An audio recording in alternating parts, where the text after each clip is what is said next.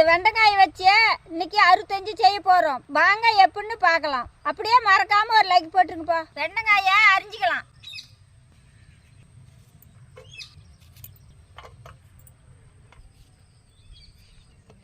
அறுபத்தஞ்சுக்கு தேவையான மசாலா ரெடி பண்ணிக்கலாம். 65 மசாலா, இஞ்சி பூண்டு விழுது, முட்டை ஒன்று உடச்சி ஊற்றிக்கலாம்.